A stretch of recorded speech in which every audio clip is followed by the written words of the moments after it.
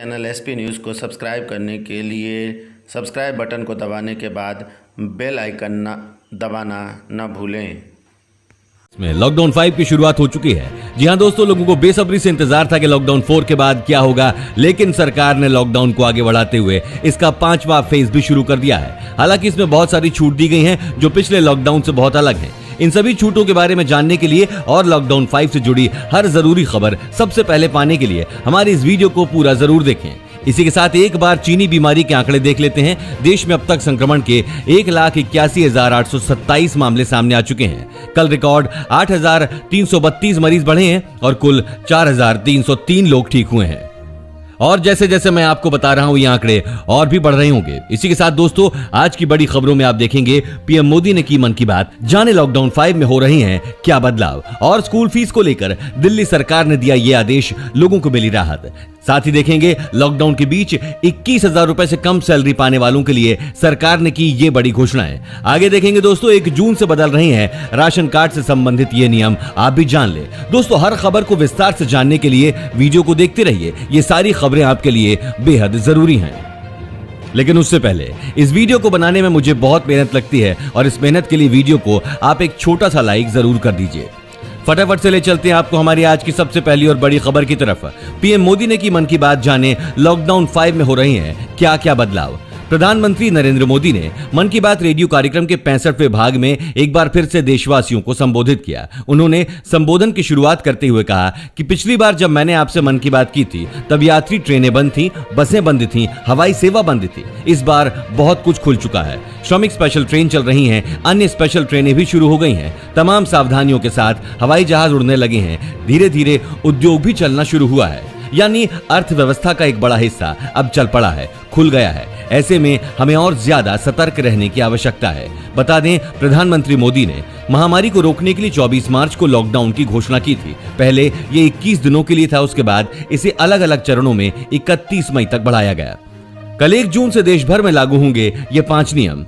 दोस्तों, लॉकडाउन 5 की शुरुआत हो चुकी है और ऐसे में आने वाले जून महीने से आपके जीवन में बहुत कुछ बदलने जा रहा है। सबसे पहले तो 1 जून से रेल मंत्रालय ने 200 ट्रेनों को चलाने की घोषणा कर दी है। इन ट्रेनों के लिए रिजर्वेशन भी शुरू हो गए हैं और देश भर में राशन कार्ड के लिए 1 जून से वन नेशन वन कार्ड की योजना पूरी तरह से लागू हो जाएगी। इस स्कीम का यह फायदा है कि राशन कार्ड किसी भी राज्य में बना हो, उसका राशन खरीदने के लिए उपयोग दूसरे राज्य में भी हो सकता है। वहीं low budget airline company Go Air भी 1 जून से अपनी उड़ानों को शुरू करने जा रही है और केंद्र सरकार ने लॉकडाउन के कारण इनकम टैक्स रिटर्न दाखिल करने की तारीख आगे बढ़ा दी है। Central board of direct taxes ने एक फॉर्म में बड़ा बदलाव किया है और यह नया फॉर्म 1 जून से प्रभावी होगा। तेल कंपनियां हर महीने की पहली तारीख को गैस सिलेंडर की कीमतों में बदलाव करती हैं। ऐसे में इस बार भी यह बदलाव होगा। हो सकता है कि इस बार गैस सिलेंडर की कीमत कम हो जाए। दोस्तों, इस चैनल पर हम आपको देश और दुनिया भर की सबसे बड़ी खबरें सबसे पहले बताते हैं। अगर आपको भी दुनिया भर की खबरें सबसे पहले चाहिए तो चैनल को बिना भूले नीचे दिए गए लाल बटन को दबाकर सब्सक्राइब जरूर कर दें और बेल आइकन प्रेस कर दें।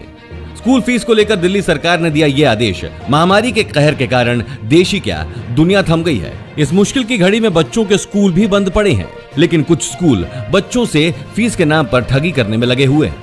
ऐसे ही स्कूलों को चेतावनी देते हुए दिल्ली के शिक्षा मंत्री मनीष सिसोदिया ने दिल्ली वालों को एक बड़ी राहत दी है। दिल्ली के शिक्षा मंत्री ने कहा है कि मुख्यमंत्री अरविंद केजरीवाल ने आदेश दिया है कि किसी भी प्राइवेट स्कूल को, चाहे वो सरकारी जमीन पर चल रहा है या गैर सरकारी जमीन पर चल रहा हो, उसको फीस बढ़ाने की इजाजत नहीं दी जा सकती। सरकार से पूछे बिना कोई भी स्कूल फीस नहीं बढ़ा सकता, चाहे वो कोई भी स्कूल हो। इसके अलावा कोई भी स्कूल 3 महीने की फीस नहीं मांगेगा और ट्रांसपोर्टेशन फीस नहीं ले सकता। कोई भी स्कूल 1 महीने की ट्यूशन फीस के अलावा कोई फीस नहीं ले सकता। इस वीडियो को देखते रहिए दोस्तों, क्योंकि आगे आने वाला है लॉकडाउन में चली गई है नौकरी तो ना हो परेशान, मोदी सरकार देने जा रही है यह खास मौका। देखते रहिए। लॉकडाउन के बीच 21,000 रुपए से कम सैलरी पाने वालों के लिए सरकार ने ये की बड़ी घोषणाएं। केंद्र सरकार ने ईएसआई का फायदा उठाने वाले कर्मचारियों का वार्षिक एक मुश्त अंशदान जमा न होने के बावजूद 30 जून 2020 तक कर्मचारियों को सभी मेडिकल सुविधाएं उपलब्ध कराने का ऐलान किया है। आपको बता दें कि ईएसआई योजना का लाभ उन कर्मचारियों को मिलता है जिनकी मासिक आय 21,000 रुपए से कम हो और जो कम से कम 10 कर्मचारियों वाली कंपनी में काम करते हो। ईएसआईसी ने ऐलान किया कि लॉकडाउन के चलते कंपनी के कर्मचारियों का वार्षिक एक मुश्त अनुदान जमा नहीं कर पाने के बावजूद भी कर्मचारियों की मेडिकल सुविधाएं नहीं रोकी जाएंगी। कर्मचारी राज्य बीमा निगम ने कंपनियों को राहत देते हुए फरवरी और मार्च महीने का अंशदान जमा करने के लिए समय सीमा को 15 मई 2020 तक के लिए बढ़ा दिया है। देश भर में किए लॉकडाउन को ध्यान में रखते हुए यह फैसला लिया गया है। 1 जून से बदल रहे हैं राशन कार्ड से संबंधित ये नियम, आप भी जान लें।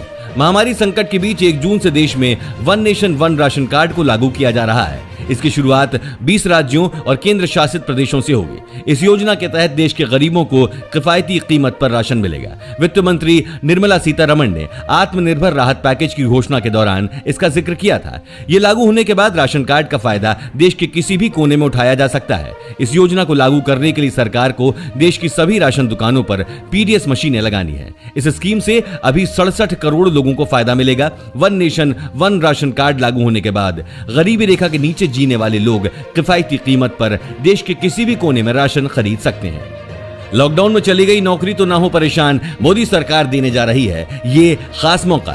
मीडिया रिपोर्ट्स के अनुसार लॉकडाउन से लोगों की जा रही नौकरियों को लेकर केंद्र सरकार के श्रम मंत्रालय में काम तेज है। श्रम और रोजगार मंत्रालय की माने तो लॉकडाउन के बीच मंत्रालय के नेशनल कैरियर सर्विस प्रोजेक्ट के तहत ऑनलाइन जॉब मेला लगने वाला है।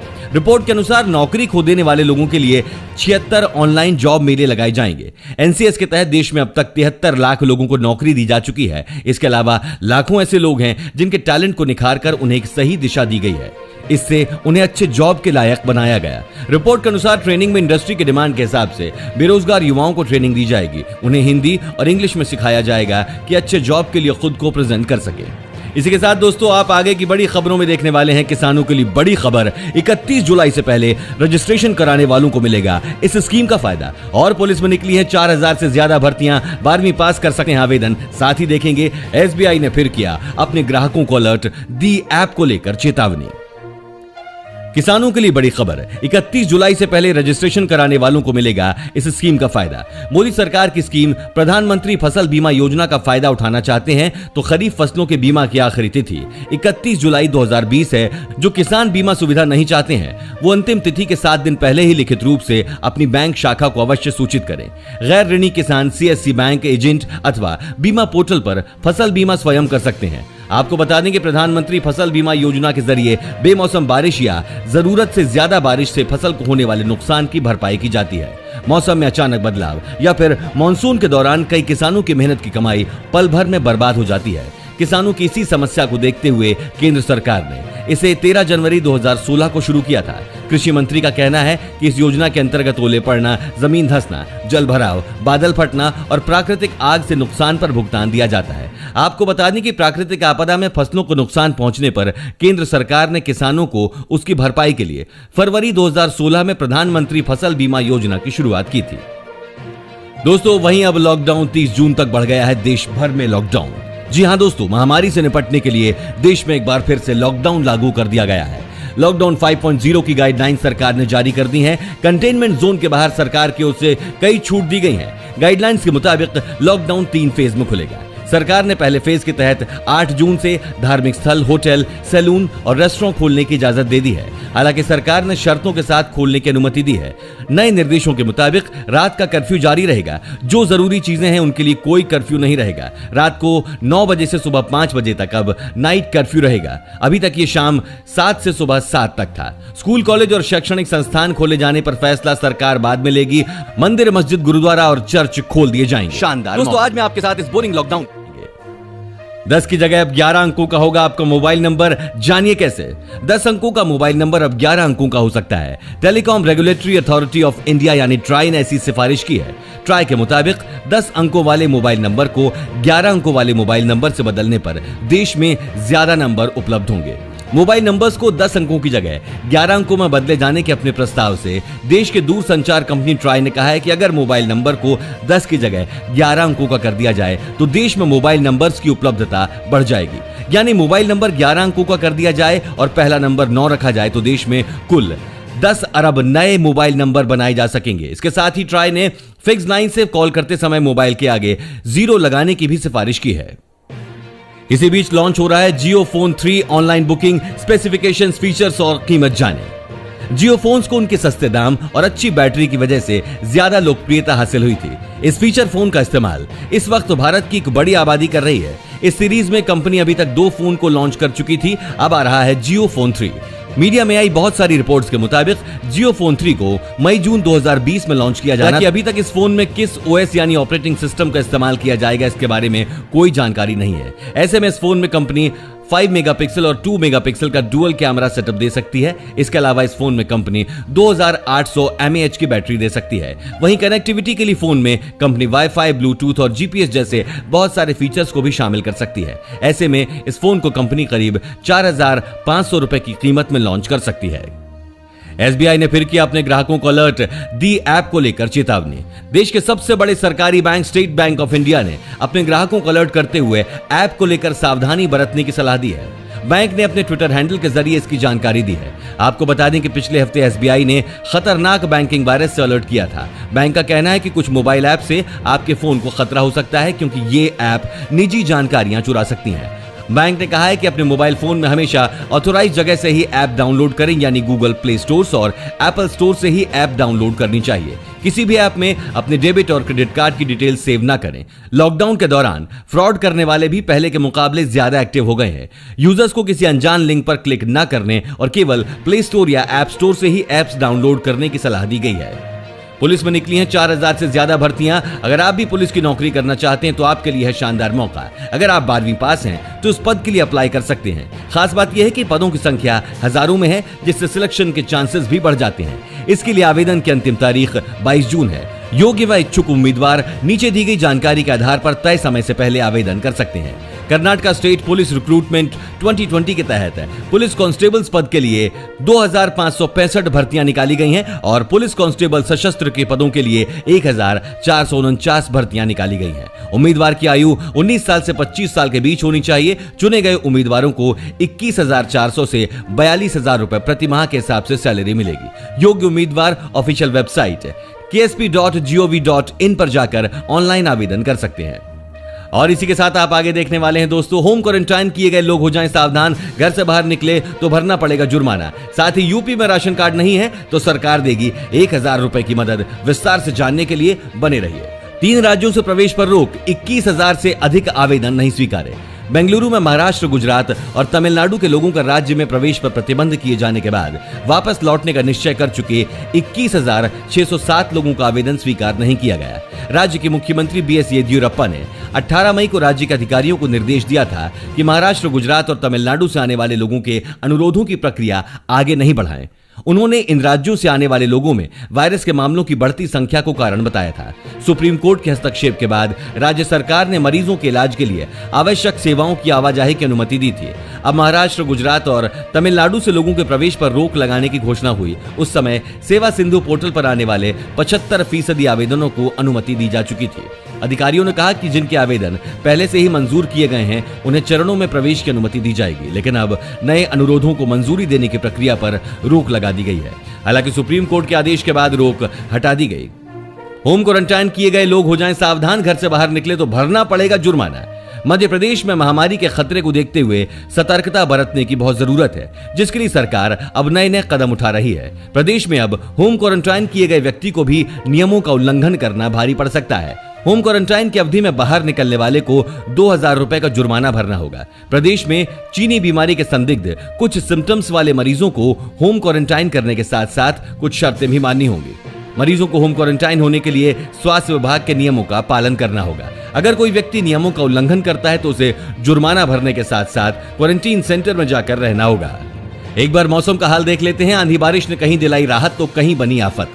दोस्तों, इस सप्ताह की शुरुआत में कहा गया था कि बंगाल की खाड़ी में उठे चक्रवात के कारण केरल में मानसून 1 जून तक पहुंच सकता है, जो कि आमतौर पर इसके पहुंचने का समय है। दिल्ली एनसीआर में आंधी के साथ बारिश हो सकती है। आईएमडी के हिसाब से 50 से 60 किलोमीटर प्रति घंटे की रफ्तार से हवाएं चल सकती हैं। लेकिन मौसम विभाग ने यह भी कहा है कि दिल्ली एनसीआर में 8 जून तक लू वापस आने की उम्मीद नहीं है, यानी 8 जून तक दिल्ली वासियों को लू से राहत मिलेगी। वहीं पिछले कुछ दिनों से असम में लगातार बारिश हो रही है। लगातार बारिश की वजह से नदियों के पानी का लेवल काफी बढ़ गया है, जिसकी वजह से 6 जिले प्रभावित हुए हैं। यूपी में राशन कार्ड नहीं है तो सरकार देगी 1000 रुपए की मदद। लॉकडाउन के बाद से अलग अलग राज्यों से लाखों की तादाद में मजदूर वापस अपने घर आए हैं। इनमें से एक बड़ी संख्या यूपी के मजदूरों की भी है। इससे पहले योगी सरकार ने दिहाड़ी मजदूरों के खाते में 1,000 रुपए देने का फैसला किया था। सीएम योगी के इस ऐलान से राज्य के 35 लाख मजदूरों को फायदा होगा। इसके साथ मनरेगा मजदूरों को भी तुरंत भुगतान देने का ऐलान किया था। 1,000 रुपए की सहायता राशि सीधे अकाउंट में जाएगी। इनके अलावा दिहाड़ी वालों को अनाज दिया जाएगा। 1.65 करोड़ परिवारों को अनाज उपलब्ध होगा। बीपीएल परिवारों को 20 किलो गेहूं, 15 किलो चावल मुफ्त दिया जाएगा। पीडीएस दुकानों के जरिए अनाज दिया जाएगा। राजस्थान बोर्ड की बची हुई परीक्षा इस दिन से शुरू हो सकती है, जानिए टाइम टेबल। राजस्थान शिक्षा बोर्ड अध्यक्ष डॉक्टर डीपी जारोली ने जानकारी देते हुए बताया कि राजस्थान बोर्ड की बची हुई बोर्ड परीक्षाएं 18 जून से शुरू होंगी। उन्होंने बताया कि 12वीं कक्षा की परीक्षाएं 18 से 30 जून तक और 10वीं की परीक्षाएं 27 से 30 जून तक होंगी। 10वीं की 29 जून को सामाजिक विज्ञान और 30 जून को गणित की परीक्षा होगी। वहीं 12वीं गणित की परीक्षा 18 जून को होगी। बाकी परीक्षाओं का टाइम टेबल भी राजस्थान बोर्ड ने अपने ऑफिशियल साइट पर जारी कर दिया है। दोस्तों, आपको क्या लगता है कि कौन से महीने में चीनी बीमारी पूरी तरह से भारत से खत्म हो जाएगी? अपना जवाब मुझे कमेंट करके जरूर बताएं। और साथ ही अगर आपको ऐसे न्यूज हर रोज अपने मोबाइल फोन पर चाहिए तो बिना भूले हमारे चैनल को नीचे दिए गए लाल बटन को दबाकर सब्सक्राइब जरूर कर दें। धन्यवाद।